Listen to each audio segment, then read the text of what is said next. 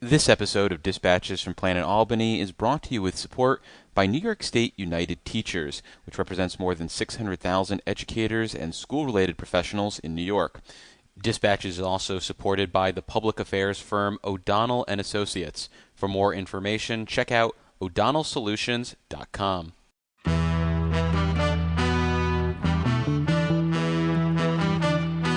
I've also declared war on potholes, so here's the first shot across the bow. Well, as you know, with Planet Albany, there's always something that makes the planet turn. And it's this amazing view of D.C., and Eddie Vedder comes out. And he goes, "You have a cigarette?" And I've never smoked in my life, but if I had, I wish that was the moment. And this strategy takes us from potholes to knotholes. I would like to say it was a pleasure, Mr. Kim. But I'm on the road. I'm David Lombardo, and you're listening to Dispatches from Planet Albany, a podcast about power and politics in New York. And on this episode, we're focusing on the political power of New Yorkers with disabilities, a constituency that often finds itself left out of meaningful discussions at the Capitol.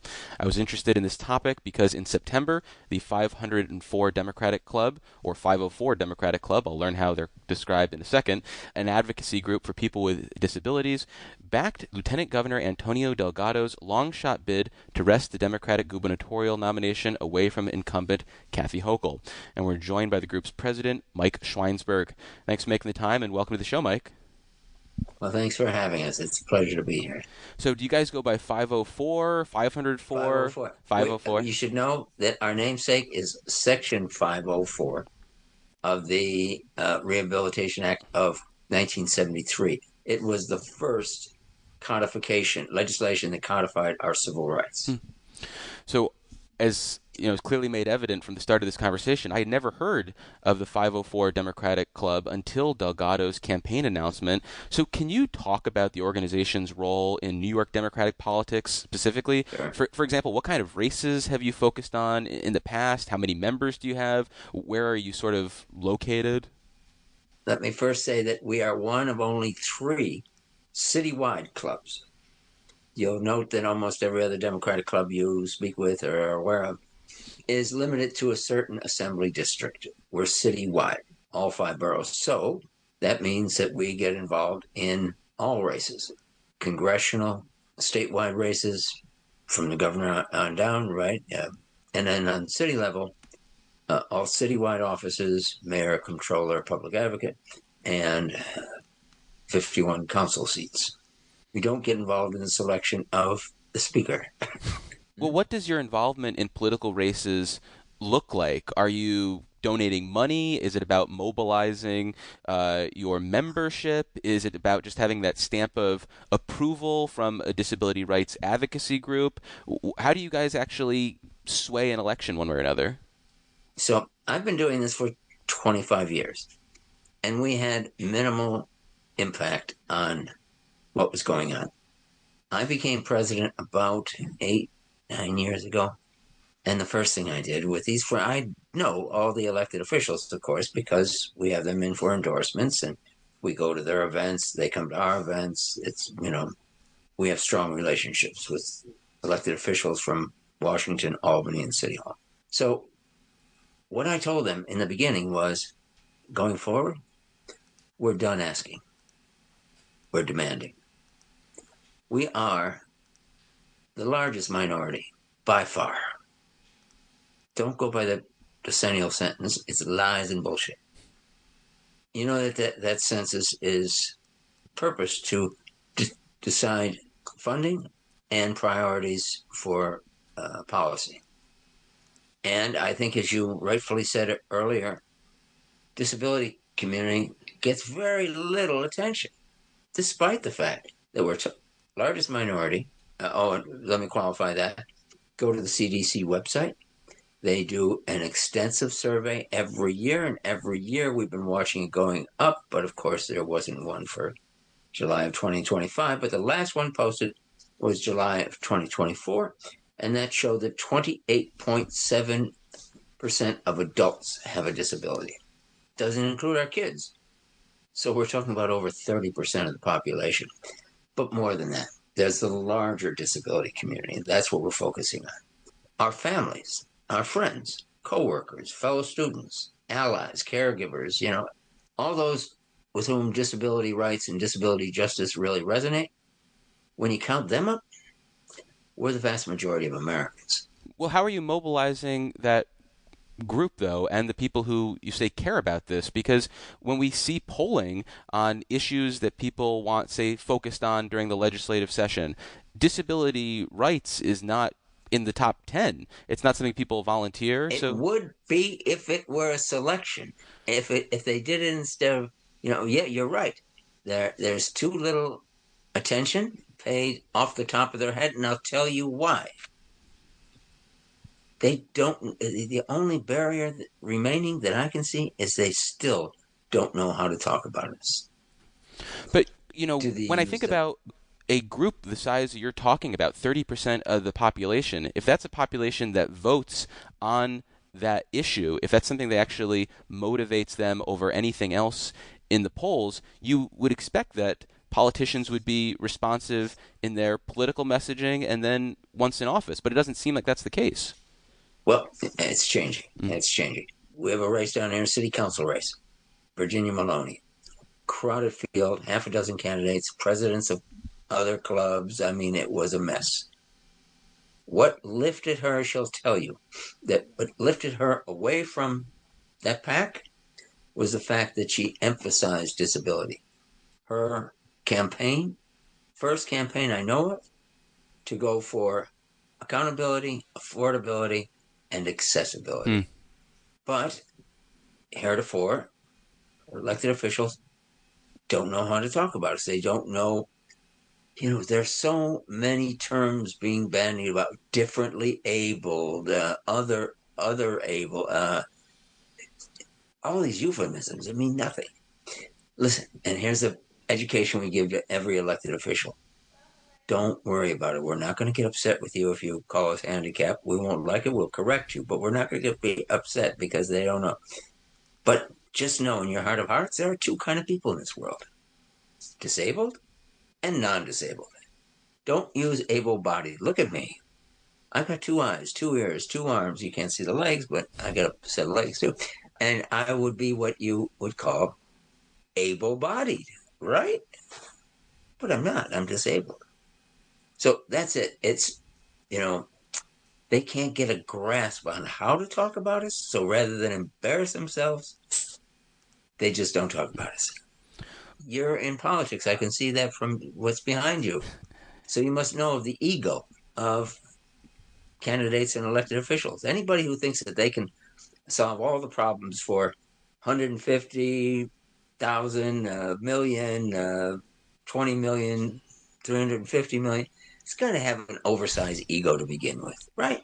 So that's what you're dealing with. You're dealing with egocentric individuals, and they don't want to be embarrassed, so they don't take the chance. That's what I'm finding. Well, I want to talk then about the endorsement of Lieutenant Governor Antonio Delgado's bid to be the Democratic nominee for governor. We've talked with him multiple times on this show since he began playing footsie with a run for governor, and once he jumped fully in. And I don't know if accessibility came up. I know disability rights didn't come up. So what is it about his platform here to date that made you lean into him? And is this more of an endorsement of him or a rejection of Governor Kathy Hochul? No. Certainly we reject Kathy Hochul, but that's not we wouldn't have become the first to endorse him, except for he came all the way down here to the Lower East Side to meet with me. Sent away his staff, sent away his security, and we had about an hour and a half long conversation. And there, he acted as a sponge. He just wanted to absorb and like that. And he said, I'd like the opportunity to address your club. And so he came one night. And let me tell you, he knew us. He knew our issues. He had so much right to say while he was going through his presentation to us that when it came time for asking questions, we had very few. And of the few we had, he answered them incisively. I mean, he got it. So the look of surprise around the room, around the Zoom room, was evident. And so we said, thank you, Antonio, and we'll be talking to you. So, point is, it was not an endorsement meeting. But after he left, those assembled said, we got to endorse this guy. This is exactly who we've been looking for governor for all this time. He gets us. He wants to embrace our issues, and he does. So we decided right then and right there, which we have not done before. We're not that flighty. It was a strange circumstance, but people keep saying, why did you endorse so soon? What was the rush? And I said, well, had you been at that meeting, you wouldn't have to ask.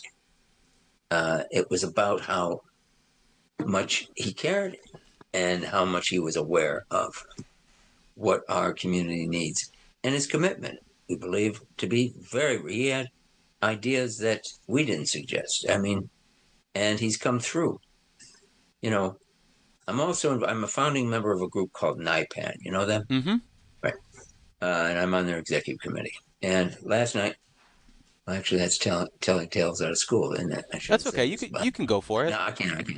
Come on, it's just us friends. People are surprised that our relationship with Antonio grows since the endorsement. It is frequently the case that when you endorse them, they say, okay, thank you kindly, bye-bye. And you can't count on them to do the right thing. Well, we've had that too. But Antonio's campaign is just hungry for direction from us, which is really terrific. I also think they're hungry for any support they can get at this stage in the game when, a lot of politicians, don't refuse to even be seen with him because they're so afraid of Governor Kathy Hochul. Well, I think that fear is going to dissipate as he continues to gain support. Now, look at you watch his Insta? I am familiar with his social media presence, yes. Well, you can see the rooms he's in. People love him. It could be just small rooms of people who are disaffected Democrats. We don't know how big of a crowd that actually is in a state of 19 million people.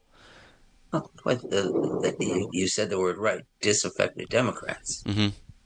I think that's what this race is going to be about. Not somebody who's been elected 16 times and who has failed largely to represent the people, who has a $50 million war chest, which is supposed to lead us to believe what? That she's powerful? But it's certainly not going to lead us to believe that she has any interest in representing us. Yeah, let's talk about the governor's record, because I think she would point to things like the elevation of Kim Hill Ridley as a chief disability officer and some of her rhetoric around disability issues as evidence that she cares about these issues, that she's willing to move the needle, say, on issues of, say, employment.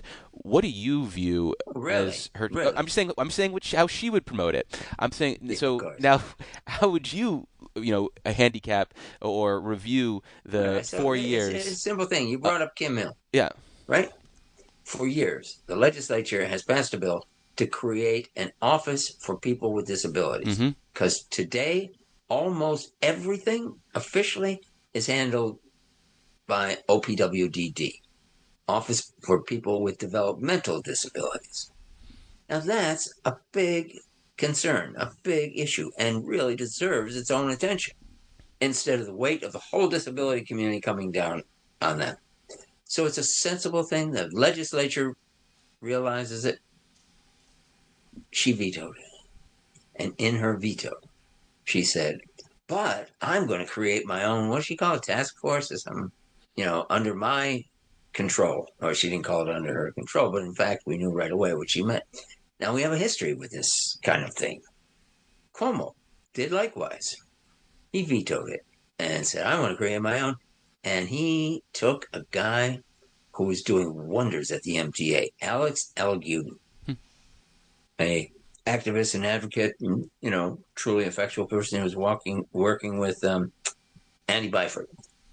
And really, accomplishing a lot of things. And I think that bothered him because he said, Alex, why don't you come work for me? I want to open up my own office here at the executive building. Would you like to head it up? And you're going to have real power and. Right. He left his job, the MTA, and Cuomo never opened that office. The other thing is, we don't ever hear from Kim. I went up to the executive mansion for what the hell was it? Basically, it was a big photo op opportunity. You stood in line to take a picture with it. And I went to Kim and I said, Kim, you sure I get that picture?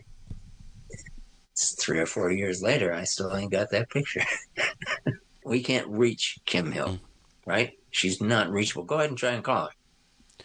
Well, we might have a special hotline, but moving forward, if say Lieutenant Governor Antonio Delgado was Governor Delgado in 2026, aside from signing legislation creating an office specifically for New Yorkers with disabilities, is there anything else that you'd want to focus on? Because one of the areas that I always think about is just the funding piece, because there's not as much money shepherded to, say, housing and direct care for people with disabilities. And how about our number one crisis, unemployment? Yep. Okay, so there's a bill that is being somewhat resisted, written by Harvey Epstein. I helped write it, and I'm sorry, I forgot the Senate co-sponsor. That's terrible. But it is patterned after an executive order that Barack Obama issued when he was in office. In 2014, he issued this order that every government agency, the branch, the executive, the legislative, judicial, all contractors and subcontractors must do their best to achieve an aspirational hiring target, not a quota, of 7% of their workforce to be people from the disability community. And if they can't do it, and this is the important part, tell us why. What are the barriers you face? So we began eliminating those barriers. Well, by the time he left office, he had achieved a 14.41% hiring level for people with disabilities in the federal government. Of course, they're all gone today, but he had achieved that. We want the same on the city, rather on the state level. And yes, we want it on the city level. But that would be a major piece of legislation. And that's a Senator Skoufis bill, according to the Google machine right now, in the Senate side of things. Great. He's a good guy, Skoufis. But it was written by Harvey. So, and I don't know who's, now he's on his way here. I don't know who's going to champion that in the assembly. Yeah, do you feel like you have a lot of champions in the legislature? Because historically, somebody like member Harvey Schweinsburg was the big voice on Long Island, but then, there doesn't really seem to be any really vocal champions. We hear people talk about be fair to direct care, but it doesn't seem to be their top priority the way it was for member Schweinsburg. Right. Now, I should at this point own up to my disability, and my memory is part of my disability, right? No because problem. I would love to cite for you more of the bills she's brought up and her strong commitment to focus on the disability community. But Jessica Gonzalez Rojas has introduced a lot of bills. She has signed on to a lot more. She was very, very close with Harvey. They worked together. Emily Gallagher, Jabari Brisport. Jabari had us write legislation with him called Andre's Law. There's only one facility in the entire country that still allows electroshock. Okay, yeah, we've covered that issue. Torture. Right. And so that was legislation we wrote with Jabari, and he turns his office over to every year for, to organize a lobby day, and he is very strong on it. He's been great. So we have a scattering of elected officials throughout Albany, and that was not a list. If I said it was a list, then I'd commit the sin of omission and forget somebody. But I just tell you, there are a lot of people who, and a lot more. And by the way, they're not all Democrats. Although the ones who matter are Democrats in terms of Well, Albany politics. We appreciate the Republicans in the Assembly because they have more clout. But wherever we can get it, who's going to say no to a disability bill, right? So they don't have trouble. But Well, the governor does, apparently, as you pointed out. that's the only way. That's right. But we're talking about passing the legislation, getting it out of the houses. Well, it could be that the lawmakers know that the governor is going to veto the bill at the end of the day, and you could say that the lawmakers are not necessarily willing to put their muscles behind this because they aren't really promoting these issues in the budget either. So you could say that maybe they are talking out of both sides of their mouths as well, because they'll pass a bill, but they're not necessarily going to the mats for funding. Am I too cynical? Not too cynical, but cynical. Okay. I couldn't call it too cynical if I haven't got a comeback. You've enlightened me a little bit, and you're right. In the funding end of it, there's students with disabilities in higher education. When I first started with Harvey, 3 days in, I brought along a friend of mine, who, of course, disabled, as an intern. And he was a CUNY student. And so he told us about the lack of funding for disability services at CUNY. Cost of living and all that stuff, they had not gotten an increase since 1952. And so Harvey and his colleagues staged lobby day every year in the cold of February, and students came in buses from all over the state. And the first year, nothing. The second year, nothing. Third year, it was like 3 million. Then after that, it was 5 million. Then I think the level now is 11 million. So, it takes massive funding to be sure that our young people are properly educated. But that's what it takes, though. I'm not aware of who has, and we don't have, the capacity or the energy to stay, to put together lobby days like that on a continual basis. It is as much on the community as it is on those legislators. If the community doesn't show up, or if the community shows up on too much and gives them a lack of direction, I can kind of understand why they're saying, well, what do you really want? So we've gone this whole interview without talking about the consumer-directed personal assistance program, which has been a hot-button issue here in Albany for more than a year now. We get advocates for people with disabilities. We get advocates for seniors here. Is that a politically motivating issue? Is this something that you care about demonstrably? I see it in your eyes and the head shaking that apparently it is. So is there a price to be paid for Governor Hochul on this issue? Absolutely. And if so, you mean if to sell us out to a private equity company that is failing miserably? Is that what you mean? Yeah, but so how do you get people to care? Because, I mean, it's something that impacts about, at this point, 200,000 people plus the caregivers, which is, another population. So how do you get people to care about that issue? Because it's getting a lot of attention. I mean, my colleagues here at the Capitol even use CDPAP in headlines. It's become so prolific. It's not even consumer-directed personal assistance program or a home care program. People are actually just using the acronym because they think it's so ubiquitous. But I don't think a lot of people are even cognizant of it, despite how many people it affects and the transition affects. So how do you get people more involved in that issue? By proposing and promoting the only reasonable alternative. And that's that you take it out of the hands of a private equity firm who are going to be looking at their bottom line, not the care of the people that they're charged to care for, right? Mm-hmm. They're going to be looking at what they can cut, what they can deny. Well, why not turn the administration of CDPAP over to independent living centers? There are 61 across the state. They could handle this. They could absorb all that work. And they could really be sure that people who are eligible get all the services they require. Well, we've been speaking with Mike Schweinsburg. They are the president of the 504 Democratic Club. Mike, thanks so much for making the time. I really appreciate it. I really appreciate you having me. Thank you kindly.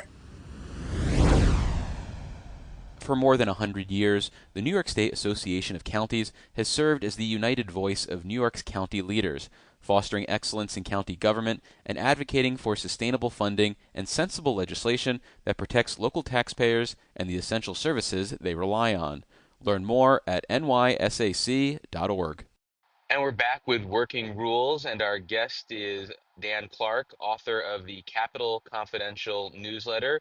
And we've invited Dan here to talk about some of the intergovernmental, or maybe it's intragovernmental drama between Governor Kathy Hochul and State Senator James Skoufis, which was escalated to new levels last week when the governor vetoed 7 bills, and all 7 bills belong to the Orange County Democrat. I think this was supposed to be some sort of flex by the state's chief executive, but that might have been undermined to a certain degree by the fact that all 7 bills were ones that the governor was likely to have vetoed anyway, including a records request bill that would have kind of expanded the usefulness of FOIL. How are you interpreting this action by the governor? Is this some sort of meaningful message? Is this a petulant child move? What are you thinking, Dan? Well, it wasn't coincidental. And if it No. was, I mean, that would be crazy because all 7 are sponsored by Skoufis. And they were the first 7 vetoes of this year for Kathy Hochul. She obviously had the line item vetoes in the budget, but these were the first 7 vetoes. So I don't know what the motivation was behind it, mostly because it's not her who necessarily picks the bills that she's going to see. It's her staff that says, okay, let's bring these up, let's decide these. So I think it depends on who the person was in the room who said, hey, let's mess with James Skoufis a little bit and see what we can do with these 7 bills. The fact that they happen to be bills that she would probably already veto, I mean, maybe that gives her a good excuse to be like, me? Messing with Skoufis? I would never. But, you never know the motivation of somebody. Well, to me, this smells like something the principal, in this case, the governor, cooked up. And it was someone who said, how am I going to get back at this senator? And I think that they made it pretty clear that they were signaling him out by the way they initially leaked this action to Politico. Nick Reisman had a feature on this the day after it broke. And while the on the record quote from their spokesperson, Cara Kumaletti, was, oh, we evaluate all bills on their merits, the statement that the administration was giving anonymously to Nick, as well as me when I jumped on this, was basically groups that are interested in getting bills through Albany should be mindful of who carries their bills. And that seems like it's this effort to try to isolate Skoufis in the legislature. And to a certain degree, I have to imagine there are groups that are going to think maybe twice about having him carry their bills. But I think there are savvy lobbyists who are already doing this. And then there are some issues where you're going to have to go to him because he's the Investigations and Government Operations Committee chair. So if you want to move, say, a records request bill through the Senate, you have to go to him. If you want to move an alcohol bill, you have to go through him. So I wonder how effective this actually is and whether everyone is getting the message. Because like you said, it's not necessarily clear whether this was just a coincidence or, whether this was a targeted thing, unless you're actually like trying to read between the lines and picking up what they're putting down. Yeah, and I don't think that Skoufis would necessarily be all that upset that he may have less bills to sponsor next year. I mean, just looking at the numbers, he had the most bills that passed both chambers this year at 43 bills. So it's not like his load is light as it happens. I mean, if I was him, I might be saying, hey, a little bit less work, that might be nice. But he also has some groups that really consider him to be an ally. And some of those groups are aligned against the governor. So I don't know necessarily if it's going to impact his relationship with groups all that much. And I think by the time that January rolls around, I don't think that this will be such a present point. Although, plenty of things could happen in the meantime. At the end of the day, he has to convince his colleagues in the legislature to get those bills passed. And if the governor starts to establish a pattern of vetoing every bill from James Skoufis, that's not going to look good for her governmentally or politically. So I think that this was probably more of a watch your back type of action. Clearly that's the message she's trying to send, but it becomes a lot less meaningful when you look at the fact that she's already signed 16 of his bills this year, and there are bills waiting on her desk that she didn't grab as part of this veto extravaganza that I think she's going to sign. There's bills dealing with hotel and motel taxes within his district that she's going to sign. And I think that really weakens this message, which makes me wonder, what does an effective FU from a governor to a legislator look like? Because there are ways that you can really stick it to a lawmaker, whether it's coming to their district and announcing something and not inviting them, or actually cutting off the spigot, because those are the types of things that I imagine Governor Cuomo would have done to really stick it to lawmakers. And this is the kind of thing that shows that you don't really know necessarily how to wield all the power that you have as governor. And I think the governor has been successful in some ways when she tries to single out her political enemies, but primarily on the other side of the aisle, like Elise Stefanik, where she basically has this attitude of, I don't care what you say.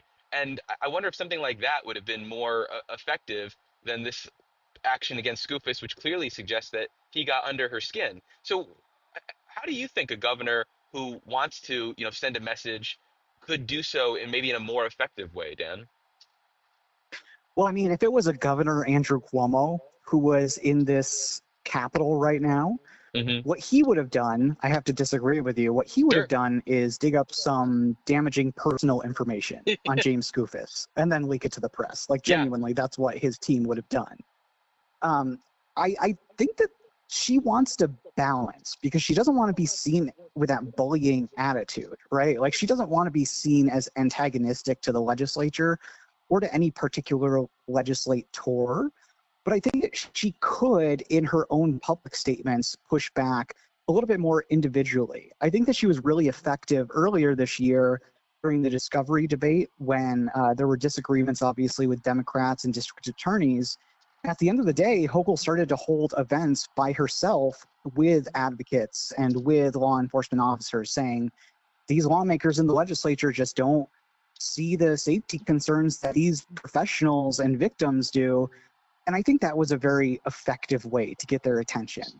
If I was a Kathy Hochul, what I would do is I would look at Skoufis' district, look at things like the median income, the growth in the economy, and then put those things out there. Whenever he comes after her, say, hey, he's representing a district that, percent is on Medicaid. What is he doing to help his constituents is what I think that may be a more effective tactic. Well, I wonder what's going to happen next, whether the governor has now escalated things, because Senator Skoufis, in response to the vetoes, tried to shrug it off. He raised some of the points I brought up about how these bills would have gotten vetoed regardless of who was carrying them, and the fact that the governor signed some of his other bills and is likely to sign more of his bills. I don't necessarily see him taking things up another degree, in large part because I think anything he wants to do, he needs to kind of get clearance from the Senate majority. And I don't think Leader Stuart Cousins is necessarily going to let him unleash the Investigations and Government Operations Committee in any meaningful way beyond what we've seen so far. So I think this could kind of be the end of any substantive back and forth, and maybe anything else will just be rhetorical. But maybe you have a different expectation for the legislature. Do you think Senator Skoufis is going to flex any additional muscles, or have we basically played out this string? I think it's played out for now, especially heading into next year. What Democrats in New York really don't want is for all of their Republican opponents to be able to say, hey, look at these Democrats. They're divided within their own party. Democrats in disarray, if you will. So I think that Skoufis understands that, especially being somebody who wanted to have a big role in the DNC. And I think the governor understands also that, she's going to have these relationships where she disagrees with people, but she has to set that aside for the progress of her own party if she wants to maintain the power that it has in the state and grow it, if that's possible at this point, with so many independents growing and both major parties shrinking as a result. Well, Dan, thank you so much for making the time. And if I ever have any beef with you, I'll hopefully do something a little less petty than what the governor did last week. I hope so, too. I hope you're more creative.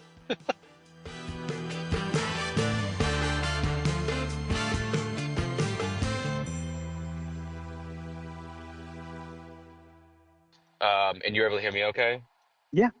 Excellent. If you can't at any point, you need me to repeat anything, let me know. Otherwise, I'm just going to start shooting from the hip and we can start chatting, okay?